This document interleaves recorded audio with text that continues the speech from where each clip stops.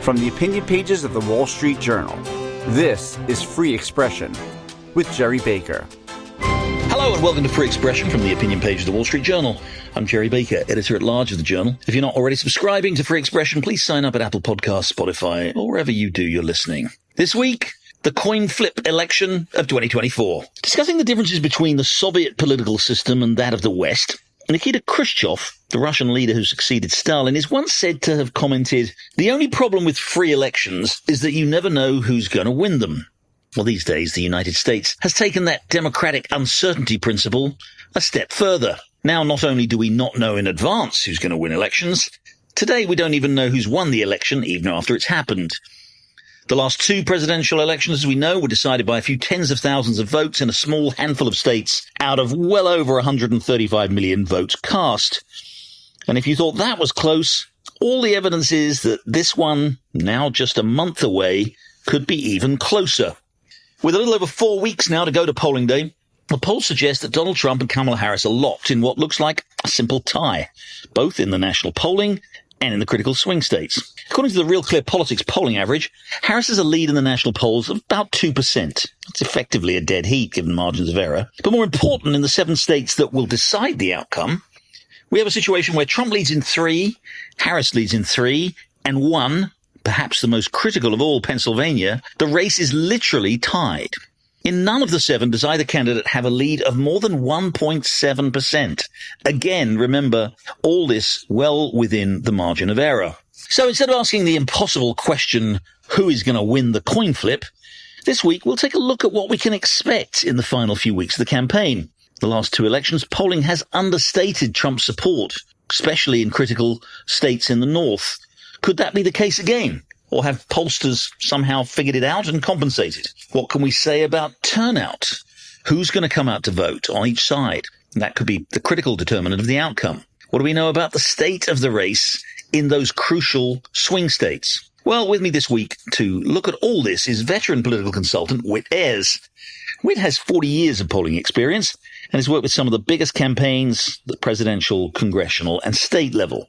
He's the founder and president of North Star Opinion Research and was previously a professor of politics at the University of South Carolina. And he joins me now.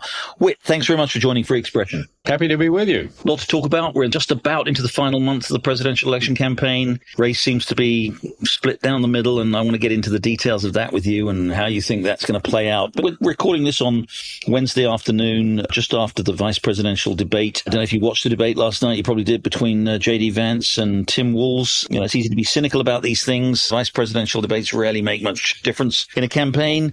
Your impression of last night? Generally, people seem to think that Vance had a better night than Walz, but did he? Do you agree? And will it make any difference? Vance has a much better presence on stage on these things. Walz was a little nervous, kind of stumbled, misspoke at times. Vance was very smooth, very polished, came across very reasonable, very sane, even empathetic. There was no discussion about childless cat ladies or postmenopausal women or not caring what happens to Ukraine one way or the other or immigrants eating people's pets. You know, he came across like a perfectly reasonable kind of center-right guy, which was quite an accomplishment based on his image going in. Walz didn't do badly, but he missed a number of opportunities to take it to Vance. And I think that he was very nervous and probably just not naturally as skilled as Vance at these things. So overall, I think Vance probably did more for his side than Walz did for his. We can talk about specific issues if you'd like. But on balance, I thought Vance did a very fine job. That said, it's hard to believe that this debate between the vice presidential contenders is going to have any more influence than any other one has had in the past, particularly now when we've got the Middle East about to blow up or has been blowing up and has the potential to blow up even worse. A devastating Hurricane Helene that has just ravaged so much of the Southeast, particularly Western North Carolina. And now we've got a dock strike that could create major issues with our supply chain. So in the great scheme of things, I think this debate will fade fast, but I enjoyed watching it, and I hope everybody had a chance to evaluate the two number 2 candidates on the ticket. Setting aside, again, as you say, there's very little evidence that these debates make much difference. Setting aside any potential impact on the presidential election in a month, what do you think of Vance's performance? There are two views. There's a view I think a lot of people have, and I must say I was impressed with Vance and thought it did offer perhaps a glimpse of a kind of, dare I say it, a sort of Trumpism without Trump. It was kind of civilized, and it was carried out in largely conventional political terms than we've got used to from Donald Trump over the last 10 years. It was a pretty solidly populist approach, whether he was talking about the economy or whether he was talking about immigration and things like that, a pretty tough approach. But again, it was a well-articulated, thoughtful and reasonable account, I think, of where that sort of populism is. And there's that view of him, or there's the other view, which was all just fake. He is this sort of hard line. Well, first of all, you can't trust him. 10 years ago, he said Trump was terrible, potentially another Hitler, and now he's his vice presidential nominee. He's just a slippery figure who will just kind of say or do anything to impress the right people at the right time. Where do you stand on the Vance question and what he maybe tells us about the Republican Party today? Well, you have to be somewhat skeptical of a guy who's done such a complete 180-degree turn on Donald Trump. He either was being misleading some years ago when he said Trump was unfit for office, or he's being misleading now. That said, he's a very gifted communicator. And he is very good on his feet. He's very smart. No one has ever questioned whether he was very smart. And I think that he gave a very polished performance last night. It was also, as you say, a very different tone. I am from Iowa, Vance is from Ohio, and Walz is from Minnesota. And there's a certain Midwestern nice about how we go about these things that I thought was reflected in the debate last night. There wasn't the same meanness of tone at all that you get with a Donald Trump debate, for example. And so I think that may have something to do with the upbringing of the two candidates as well. Okay, well, let's stipulate that the vice presidential debate, as ever, will make zero impact on the result. And let's move on to the question of the election itself. I read out in my introduction numbers that show how close the race is. Let me just put this to you, Whit. I'm looking at the Real Clear Politics averages, averages all the polling that's going on. In that, Harris has a lead in the national polls of a little over 2%, which is nothing, especially we've seen that compared with where Biden was 4 years ago. It's a much closer race. And then if you look at the 7 critical states, Pennsylvania's a straight tie. In all the other states, North Carolina, Georgia, Arizona, Wisconsin, Michigan, Nevada, no one on either side has a lead in the averages of more than basically 1.5%. So it's almost impossibly tight, the race. First of all, let me ask you about the polls. You're a veteran of polling and the political business. Do you trust these polls? There's been a lot of question marks about the polling, especially understating Donald Trump's support in 2020 and certainly in 2016. Do you trust these polls? Do you think the pollsters have got it right? Is it really as tight as that, or are we going to end up being surprised on election night? Well, we could end up being surprised on election night because we're still a month out from the election, and all kinds of things could happen between now and then. I do believe the race is exceedingly tight right now, both nationally and in the 7 swing states. I can't tell you whether a 49-48 lead for Trump is any different from a 49-48 lead from Harris, however. Polling, and I've done it a long time, and we've gotten a lot better at it, particularly dealing with the Trump effect. But polling is simply not that precise an instrument to be able to make these fine distinctions of whether someone has a 1-point lead or a 2-point lead. The fact remains that the margin of error goes up, Jerry, when there's an even split in the numbers, as opposed to an 80-20 split. So it kind of makes sense. It's harder to tell who's ahead when it's a 50-50 split as opposed to an 80-20 split. The fact is, on one of these statewide polls, the difference between a 1 or 2 point lead for one candidate or the other is 4 or 5 people out of 600. So you can't use the polls to make any sort of meaningful judgment about who's ahead or who's behind. The most we can say is that this is an exceedingly close race, at least right now. Tell us about this Trump effect. And again, forgive me, I'm going to reel off some numbers here because looking again at the polling a month before the election in 2020, we just take these three key northern states where so much could be at stake. In Wisconsin, a month before the election, Biden had a 6-point lead over Trump. He ended up winning that by, I think, 0.2%. In Michigan, he also had just under 6-point lead. He ended up winning that by about 1%. And in Pennsylvania, he had a 7-point lead and he ended up winning that by less than 0.5%. So again, I accept, your point could very well that maybe between the beginning of October and the beginning of November 4 years ago, there were things that changed.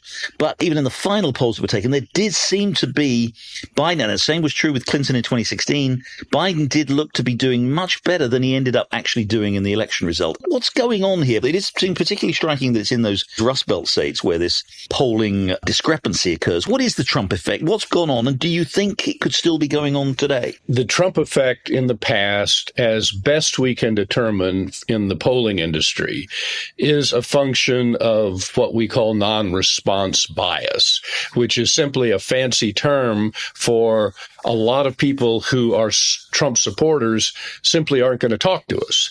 A populist movement is essentially it's anti-media, it's anti-elite, it's anti-expertise. And pollsters, particularly those in the media, are experts who represent the media. They're elites. And so there's some people that just aren't going to talk to us. We've made a number of steps to try to ameliorate that problem. One of them is to make sure we have the right balance between non-college and college people, because college-educated voters are much less likely to support Trump. So we've made some efforts there. We've made some efforts to use multiple modes for getting information. For example, we still use some landlines for elderly people, but a lot of cell phones will use text to web, where you send a text message and say, would you like to go onto the web and answer this survey? Have we gotten all those Trump voters? Who knows? We're going to find out in November if indeed we have picked those up. But there's no question in the past that it has been more challenging to conduct polls when Donald Trump's on the ballot. That has not been the case, Gerry, in midterms. 2018, 2022, all the polling was really dead on the money. And let's also say that the national polls in both 16 and 20 were right on the money. I mean, the national polls had Hillary winning by about 2.5%, and that's about what she won by. So the issue is in these states where you tend to have fewer polls of very high quality. That was particularly the case in the Rust Belt states of Michigan, Pennsylvania, and Wisconsin in 2016. So I think we've overcome some of those limitations, but we still have some issues that make us worried, and we're going to have to find out in November if indeed those issues are still with us. What about turnout? We know how important turnout is these days.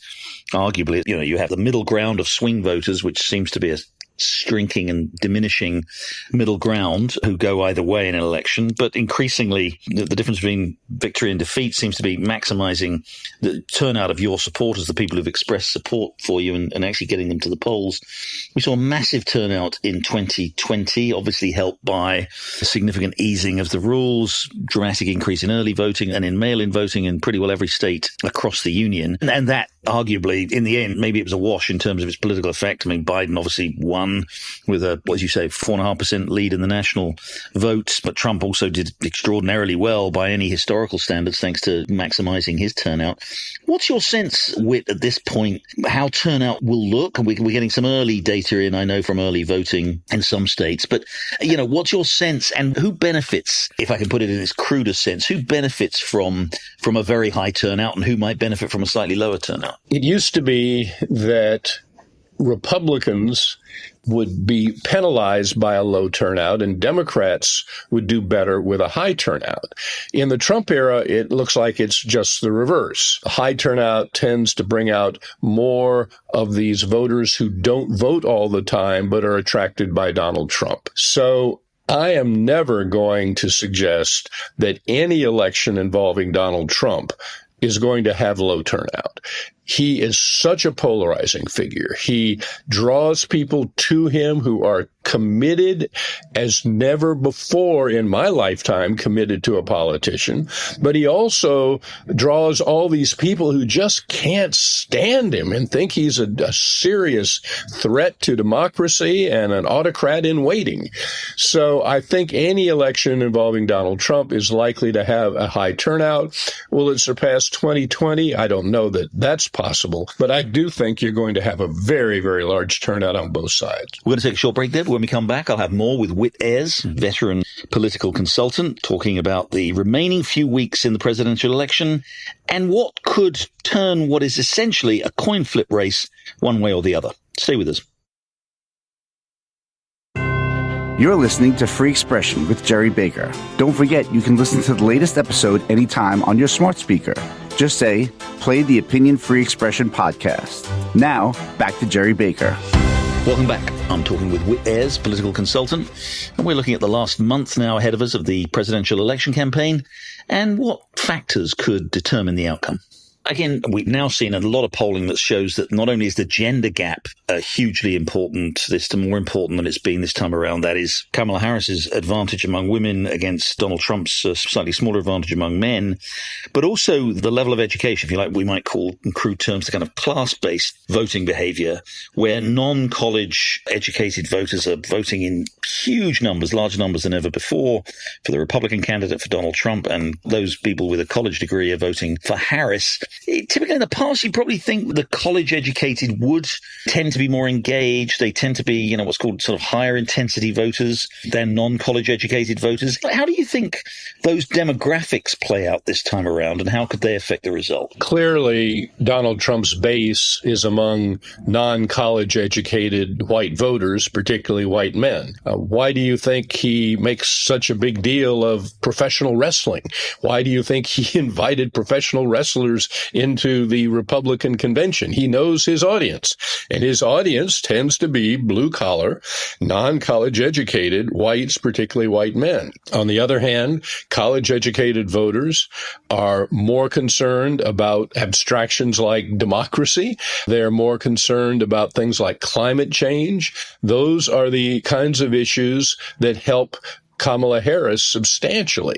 And so we're going to have, I think, a continuation of a huge gap, an education gap, with better educated voters supporting Harris and non-college educated voters supporting Trump. You also mentioned a gender gap. I think we could have a gender chasm this time, with huge differences between women who are supporting Harris and men who are supporting Trump. That is particularly driven by the importance of the abortion issue in the post-Dobbs world.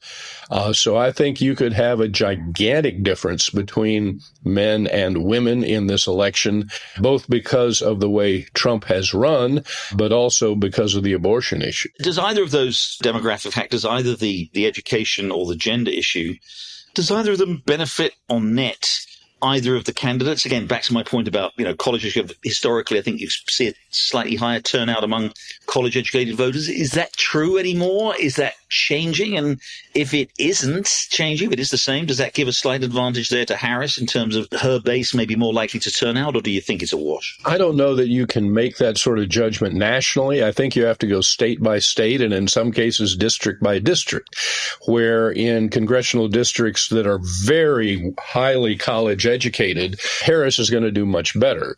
And those where there are fewer college-educated voters, Trump will do better. In most states and in most districts, Gerry, there are more women registered to vote than men. So that might give an advantage to Harris. But again, it kind of depends on the state or the district you're talking about. Another obviously big demographic characteristic is race. Democrats have traditionally had a massive advantage among minorities, particularly blacks, regularly getting 90% of the black vote. But Hispanics too, that's varied more, but, typically they could expect to get maybe 75, 80% of the black vote. Trump does seem to have really made significant inroads there into especially Hispanics. I've seen some polling which shows him getting as much as 40 or 45% of the Hispanic vote nationally. Again, I take your point that the critical thing is how it breaks down regionally and by states. And even among black voters too, that he could be polling as high as 20% 20%, especially as you said earlier, among black men. And again, given differential turnout numbers for blacks, Hispanics and whites, what's your overall assessment of how race will play a role in the outcome? Race is still a critical factor when it comes to voting. African Americans, ever since the 1960s, have been a core part of the Democratic coalition. Kamala Harris is going to win blacks overwhelmingly. The real critical question is at what level? Is she at 70 or 80 or 90% of African Americans? That may determine the outcome in some areas. I think Hispanics are one of the great potential swing voter groups in the country. As Ronald Reagan used to say about Hispanics, they're Republicans, they just don't know it yet. The peak of Hispanic voting for Republicans occurred in 2004. George W. Bush got about 44% of the Hispanic vote, in part because he reached out aggressively in Hispanic communities, and in part because he spoke a version of Spanish, sort of like he spoke a version of English. He made a real aggressive effort. It fell off after that, particularly with the ripping immigration debates where Republicans frequently came across as anti-Hispanic. But that's been one of the fascinating effects of the Trump era, with Donald Trump, despite his immigration rhetoric, doing remarkably well among lower educated, blue-collar, Hispanic, particularly men, as well as a little bit better among African-American men. But it seems to be the Hispanic numbers that are really striking. And it really would be quite a coup if he equaled George W. Bush's 44% from 2004. It's possible, though, and he has done a remarkable job at reaching out to them. Finally, well, let's just talk a little bit about the remainder of the campaign itself. Again, you've fought many of these campaigns with many, many different candidates at very different electoral levels. We're now 4.5 weeks now away from Election Day. We've agreed, that it's tied race. It's almost impossible to split them here. I'm not going to ask you to predict how things are going to go, but what are the factors that might either keep it tight or possibly lead to an advantage for one side or the other? One thing a lot of people, again, you'll be very much more familiar with this than me or most of our listeners. One thing that I think is often said is that undecided voters in the last few weeks, if there are any undecided voters left in this race, tend to come down against the incumbent. Now, it's complicated this time because we kind of have an incumbent, but we don't have an incumbent president. We have an incumbent vice president. Let's take that factor. Is that something, should Harris be concerned that the remaining, however small that pool of undecided voters is out there, that she's going to have a harder time perhaps getting them to vote for her? Not necessarily. I think a lot of it goes down to what we're talking about in the last couple of weeks, what seems to be rising to the top. I think one of the critical numbers to watch, other than the ballot test, is which candidate is trusted more on the economy. That has been Donald Trump's strongest suit, and I think Kamala Harris is making an effort to argue that she is at least as good as Donald Trump, if not better, for middle-class voters. Economy and immigration are the two strongest issues for Donald Trump, just like abortion and democracy are the strongest issues for Kamala Harris. So a lot of it comes down to what we're talking about in the last 8, 10, 14 days of the election. And we can't possibly know that yet. It could very well be, Jerry, that this election is going to be decided by events that haven't happened yet. Let's put you in the shoes of the various campaign managers right now on either side. Again, final few weeks, sort of closing argument, closing message. For each candidate, what would be your closing message? Let's start with Donald Trump. What would you be advising in the, I think it's probably fair to say, unlikely event that you're advising Donald Trump right now? What would you be advising him to make his key closing argument, his final message of the campaign? Keep hitting the argument that he knows how to handle the economy better than a left-wing liberal from California. The fact is that the pre-pandemic Trump economy was better for most Americans than the Biden-Harris economy has been. It had interest rates that were about a third what they are now, which has a huge effect on being able to get a mortgage. Food prices were, in 2019, $100 a basket. They're $125 a basket basket today. And while immigration is moderated, it's not going backwards. And gas prices were at least $1 less on average in 2019. So I think his best argument is the economy followed by immigration. If he can win on those two issues, he may very well win. Go on, you're Kamala Harris's campaign manager. What's the key closing argument for her? I think you continue to remind people of why they fired Donald Trump in 2020. I think you continue to make the argument that they want to go forward rather than backward. I think you continue to make the argument that on abortion that the Democrats are closer to where most Americans are on that issue than the Republicans have been in the past. And I think you continue to make the argument that Donald Trump is going back to a time of division and anger and hatred, and you have a path forward that will unite the country and lead to a better time for America. Whit Ayres, thank you very much indeed. Whit, the founder and president of North Star Opinion Research. Thanks very much indeed for joining Free Expression. Happy to join you, Jerry. Well, that's it for this week's episode of Free Expression. Thank you very much for joining me. I'll be back again next week with another conversation about these big topics that are driving our world. In the meantime, have a great week and goodbye.